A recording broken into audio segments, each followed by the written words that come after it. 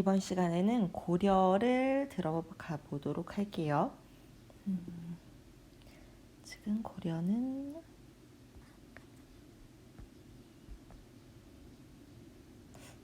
아직까지 번호를 빼먹었네.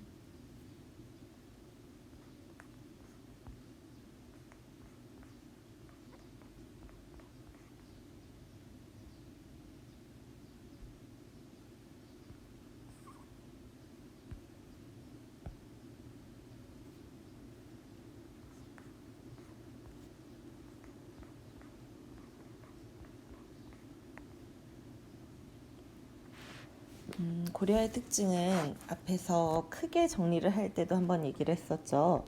고려의 특징은 먼저 살펴보면 이원화되어 있다는 거예요.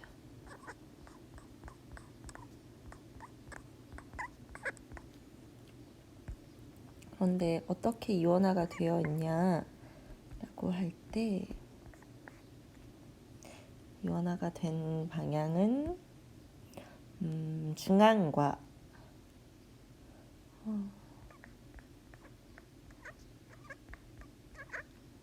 그리고 지방으로 나뉘어요. 중앙과 지방으로 나뉘는데 중앙에는 당연히 귀족들이 있겠죠. 중앙에서도 귀족계층, 그리고 지방에서는 하층민들, 서민들이 누리던 것들로 나뉘어집니다. 그래서 이때 다시 귀족들에 의해서 발전한 문화는 어떤 것들이 있냐면 공예, 그래서 금속공예, 칠기공예, 그리고 불화,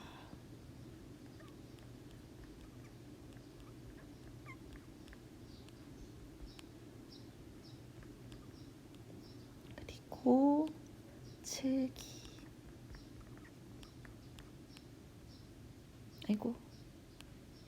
칠기는 앞에서 했죠. 칠기가 아니고 도자기.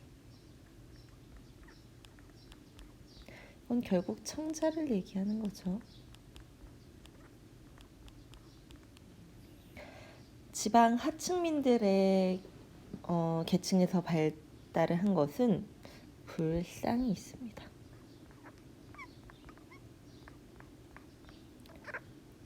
뭔가 의지할 곳이 필요하니까 하층 지방을 중심으로는 불상이 좀 발전을 합니다.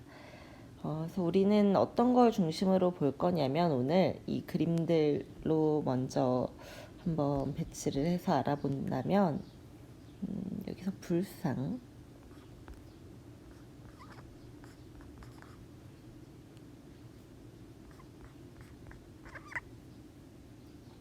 그리고 건축,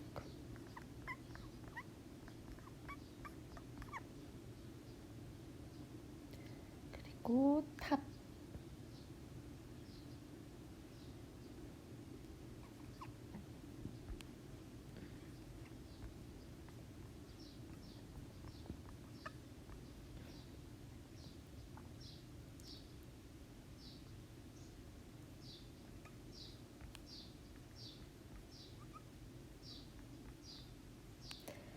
이번 시간에 이거 네 가지를 먼저 살펴보려고 합니다.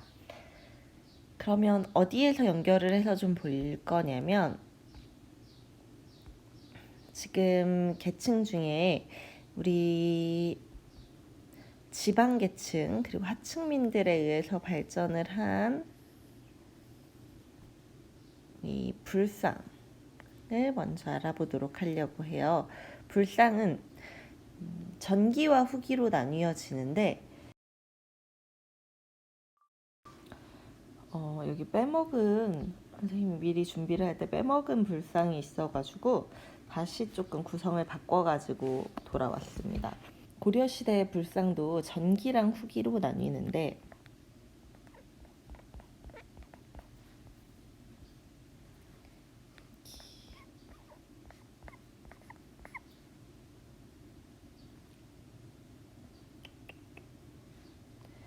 나뉘는데 전기의 불상 같은 경우 보면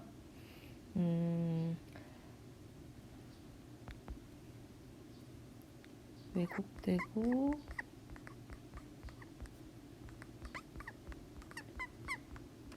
과장된 특징을 가지고 있습니다. 그래서 여기 얼굴을 보면 그리고 표정 보자마자 생각나는 특징이 있는데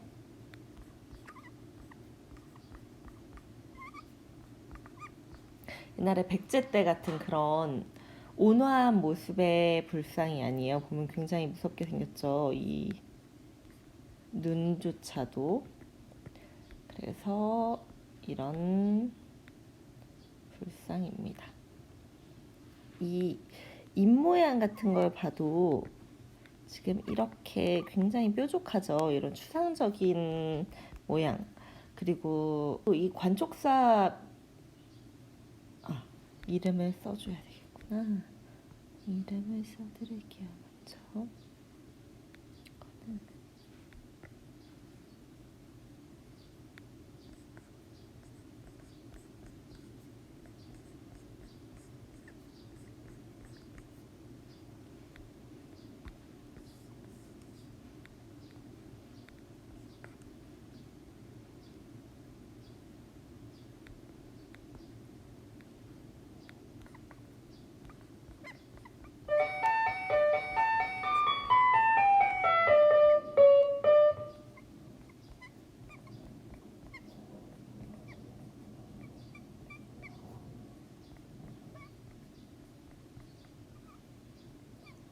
관쪽사에 있는 미륵 입상입니다. 서 있다는 뜻이지요. 여기 표정 보면은 더 과장됐죠. 약간 만화 캐릭터 같기까지 하지 않아요? 선생님 약간 보면서 이 눈을 진짜 한참 쳐다봤어. 너무 인상적이어서. 약간 추상적으로 사실적인 모습보다는 형식이 좀 굳어졌죠. 이런 턱에 이것도 너무 딱딱하게 그려졌죠. 이런 표현들. 그리고 손 같은 데 보면 입체감이 굉장히 줄어들었어요.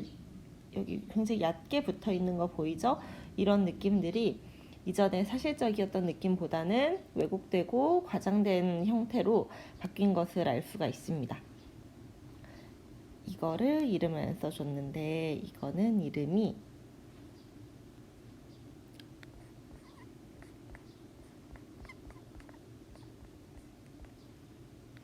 석사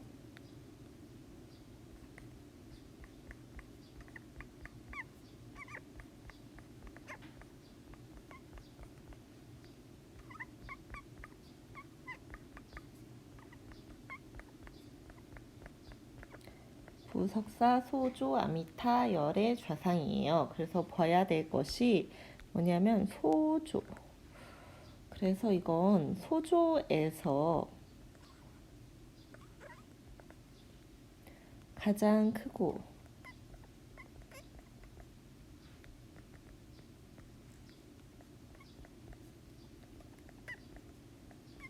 가장 오래된 그런 불상입니다. 지금 보면은 우리 그때 금칠을 해놔서 금동불이랑 똑같이 보이지만 이거는 나무로 구조를 먼저 만든 다음에 이 위에 찰흙을 이렇게 붙여가지고 만든 소조 불이에요. 소조. 우리가 아는 그 소조가 맞습니다. 심지어 이 광배조차도 광배나무 본틀이 있고 그 위에다가 흙을 묻혀서 만든 거라고 합니다.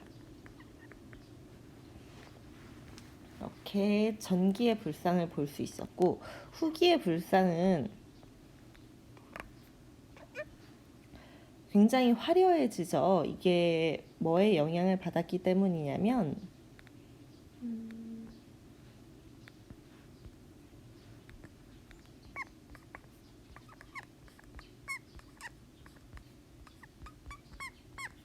라막의 영향을 받아서 이때는 굉장히 장식적으로 변합니다.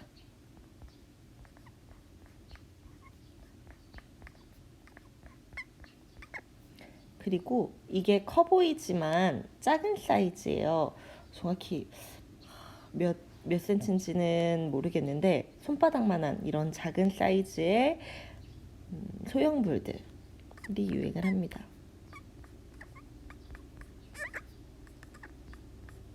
이 불상 같은 경우는 금동을 재료로 만들었다는 거죠.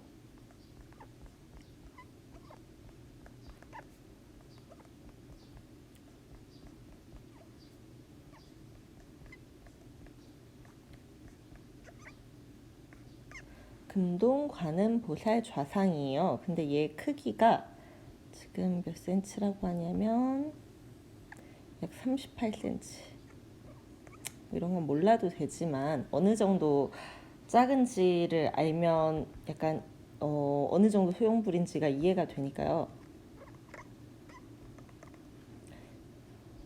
38.5 어쨌든 이 정도 크기라고 합니다.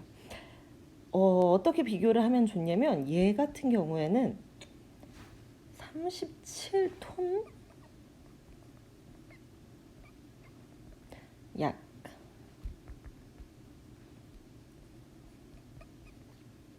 30톤이 넘는 무게를 가지고 있어요. 엄청 큰 거죠. 거의 나무 하나의 크기 정도가 아니라 작은 언덕만한 크기의 불상이라고 볼 수가 있습니다. 근데 고려 후기에는 이렇게 작은, 심지어 이 불상 같은 경우에는 몇 센치냐면 18cm. 그러면은 이 좌대를 빼면은 더 작은 크기인 거죠. 그러면서도 아까 얘기했던 특징, 굉장히 장식적인 거는 이 작은 크기에서도 놓치지가 않죠. 지금 이 불상 같은 경우는 얼굴이 벗겨져서 잘 보이진 않지만 그럼에도 불구하고 굉장히 사실적인 비율과 포즈를 보여주고 있죠. 더 예쁜 건 이 얼굴은 진짜 예쁘지 않나요?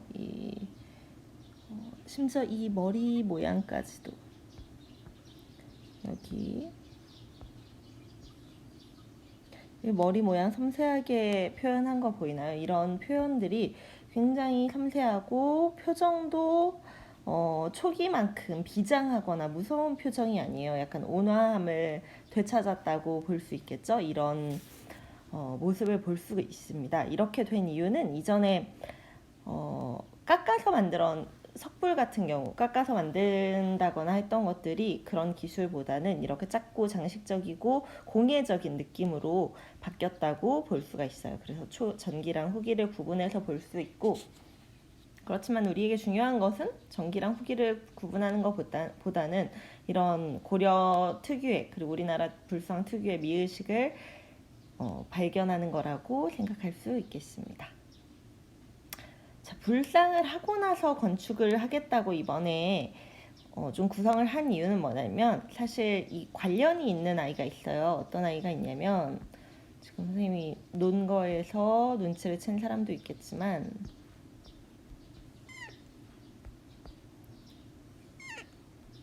자, 이 부석사 소조 아미타 열의 좌상이라고 했죠.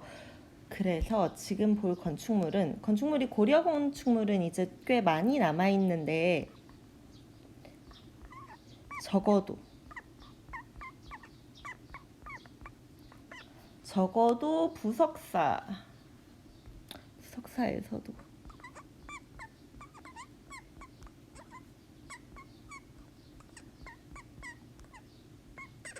부석사에서도 또 무량수전만큼은 알고 갔으면 좋겠다라는 의미에서 건축물을 하나 골라봤는데, 마침 우리가 본 불상 중에 하나가 이 안에 들어있어서 선생님 일시정지를 한 이유가 지금 이 소조 아미타 열의 좌상이 부석사 무량수전 안에 있는 불상이라서 연결해서 보여주려고 했는데, 정신을 차리고 다시 보니까 이 뒤에 광배가 없는 거야. 이 광배가 되게 특징적인 앤데, 그런데 선생님이 이걸 헷갈려 한 이유는, 이런 건 그냥 사찰에 대한 불상을 놓는 방식에 대한 상식 같은 걸로 알아놓으면 좋은데, 절이 이렇게 있잖아. 절에 다 들어가 봤지?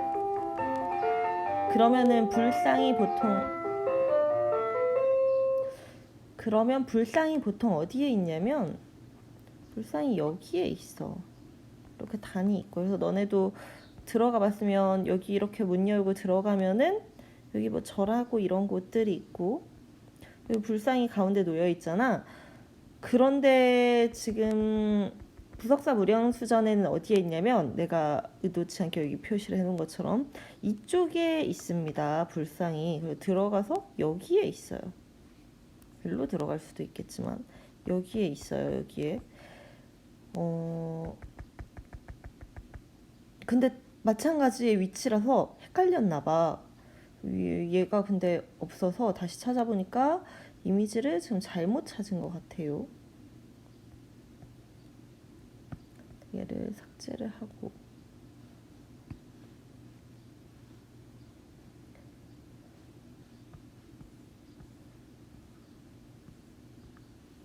불러와서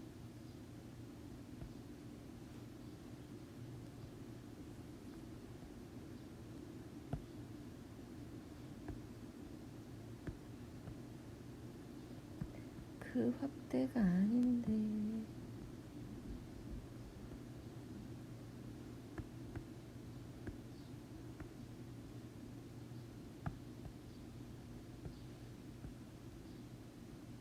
이렇게 보면 알 수가 있지요. 여기 이렇게 부석사 무량수전 안에 있는 불상이라고 볼 수가 있습니다. 부석사 무량수전이 워낙 유명하잖아. 왜 유명한 건축물이냐고 한다면 일단은 고려시대에 남아있는 것 중에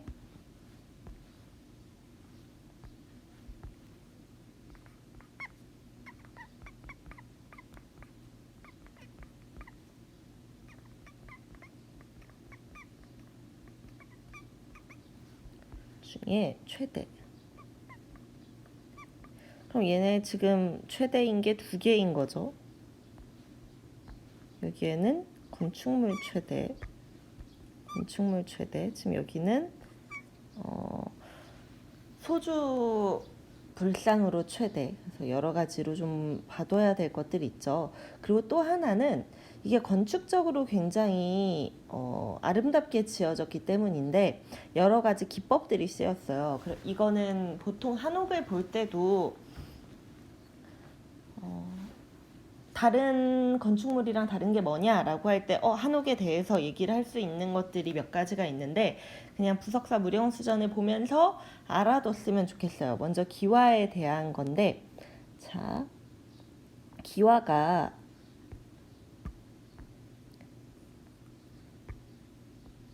그냥 요렇게 생겼을 수도 있잖아요. 우리가 보통 집을 그릴 때 이렇게 그리는 것 같이. 그런데 우리나라는 이렇게 위로 올립니다. 이걸 뭐라고 하냐면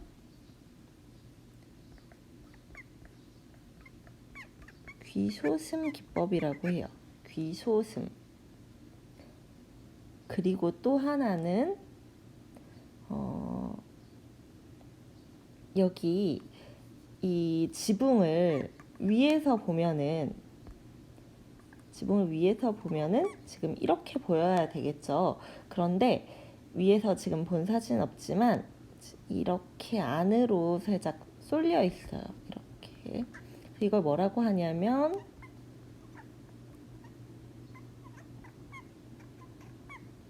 라고 해서 곡선적인 미를 보여줍니다. 자연스러운 느낌을 주는 거죠. 그리고 곡선미를 주고 또 하나는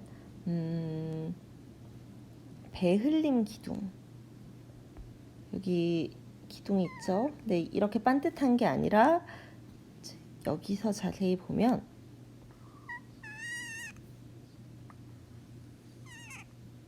이렇게 좀 볼록 튀어나와 있는 거를 볼 수가 있을 거예요. 그래서 이렇게 좀 볼록하게 튀어나와 있는 것이 시각적인 안정감을 주기 위한 것인데 이런 거를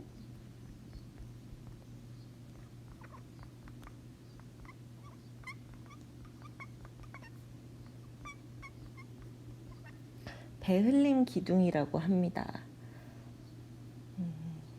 그래서 건물을 하나 지어도 그냥 짓는 게 아니라 시각적인 효과나 안정감이나 비례미도 굉장히 중요시해요. 그래서 이게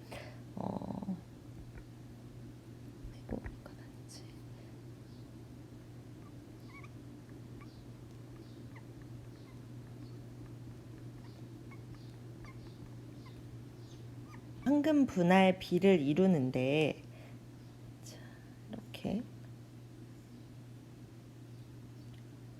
황금 분할 비례가 몇 대 몇 정도라고 생각을 하면 되냐면 1대 1.62 정도라고 생각을 하면 되는데, 어디가 황금 분할비냐면 아까 말했던 지붕, 이 지붕도 황금 분할비고, 여기만이 아니라 이 높이, 이 높이와 넓이도 황금 분할비예요.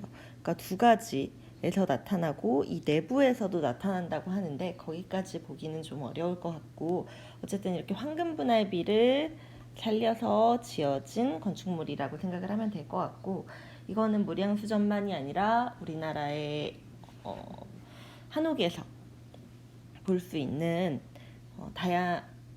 많은 특징 중에 하나라고 생각을 하시면 될 것 같아요. 비율은 좀 아니겠지만 특히 한옥 지붕 같은 경우에는 귀소슴이나 안헐이나 이런 기법들이 많이 사용이 되니까 참고를 해서 이 정도는 알아놓으시면 좋을 것 같습니다. 그 다음 탑으로 갈 거예요. 탑도 마찬가지로 종류가 많은데, 탑은 딱 하나만 좀 보려고 해요. 어떤 탑이냐면, 이거는 국립중앙박물관에 가면 볼 수 있는데, 경천사,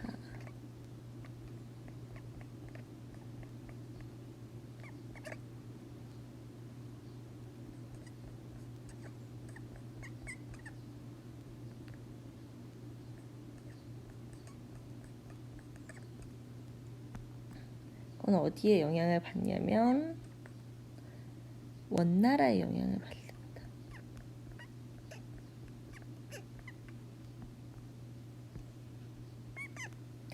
그래서 대리석이 사용돼요.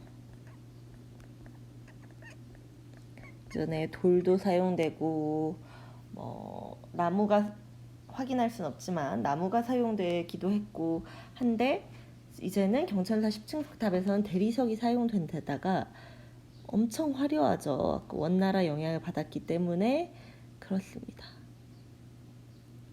보면 여기는 심지어 이 아래쪽은 약간 십자 형태를 띠고 있어요. 이런 형태의 굉장히 화려하고 섬세하게 만들어진 기와 하나하나 다 그려졌죠. 이런 목조 건축, 우리나라 아까 기와 같은 여기 이렇게 솟아있는 거 보이죠? 귀소슴 기법을 여기서도 찾아볼 수 있습니다.